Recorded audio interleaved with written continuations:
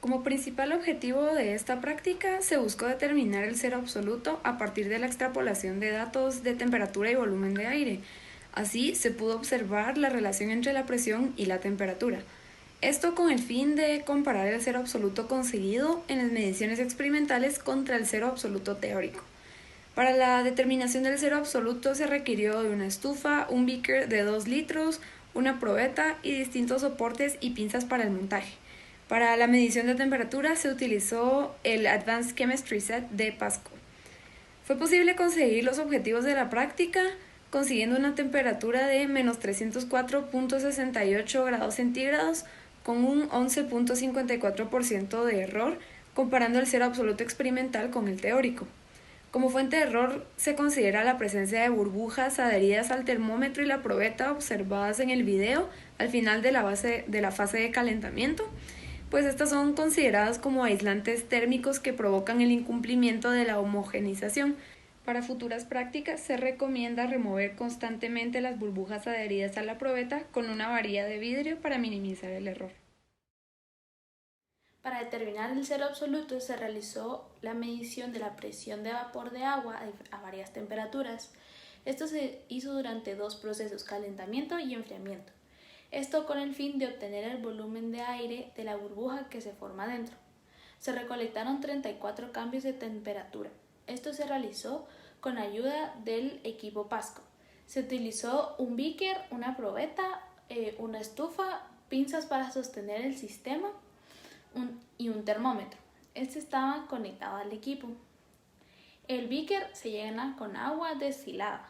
La probeta se introduce al sistema completamente sumergida en el agua y se invierte.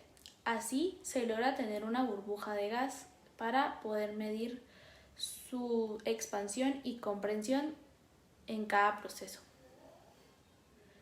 Primero se calentó el sistema, ya que facilita medir el cambio de volumen en la probeta y medir la temperatura. Se dice que cuando se alcanza una temperatura de menos 273 grados centígrados, la presión absoluta del gas será cero. En el cero absoluto, el sistema tiene su mínima energía posible. Al obtener los datos se genera una gráfica y al conseguir la intersección en esta gráfica será posible obtener el valor del cero absoluto experimental que estamos buscando. Para la medición del cero absoluto se requirió de una estufa, un beaker de 2 litros, una probeta y distintas pinzas y soportes para el montaje del sistema. Se inicia llenando la probeta con agua y se introduce el sistema de manera invertida. Luego se configura el termómetro Pasco para obtener un promedio de la temperatura alrededor del sistema y se configura para obtener temperatura y presión absoluta. Luego se inicia con el proceso de calentamiento. El proceso de calentamiento necesita de un agitador magnético que va a permitir homogeneizar la temperatura en todo el sistema.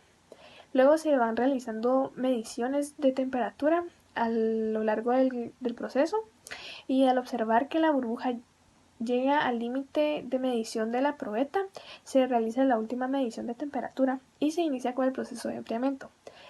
Para el proceso de enfriamiento se va a necesitar reemplazar el agua del sistema por agua destilada a temperatura ambiente y con hielo. Luego se van a realizar mediciones de temperatura a lo largo del proceso de enfriamiento en el que se mide la compresión de la burbuja. Y luego con las mediciones obtenidas se calcula la presión del vapor del agua, la presión parcial del aire, el volumen del aire y el volumen del vapor de agua en ambas fases. Como podemos ver en este gráfico, en el eje X se colocaron los valores de volumen del aire en mililitros y en el eje Y los valores de la temperatura en grados centígrados. La ecuación del gráfico es Y igual a 116.6 X menos 304.68.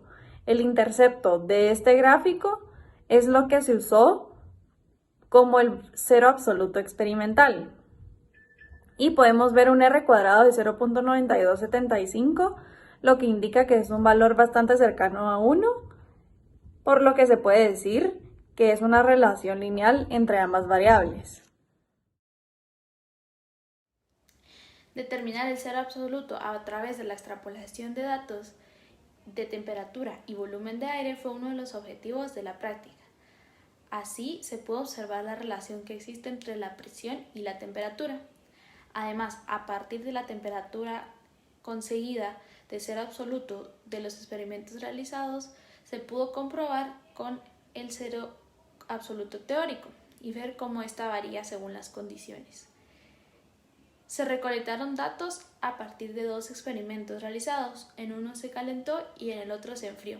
Se utilizó Excel para poder generar gráficas que ejemplificaran la relación que hay entre la presión y la temperatura.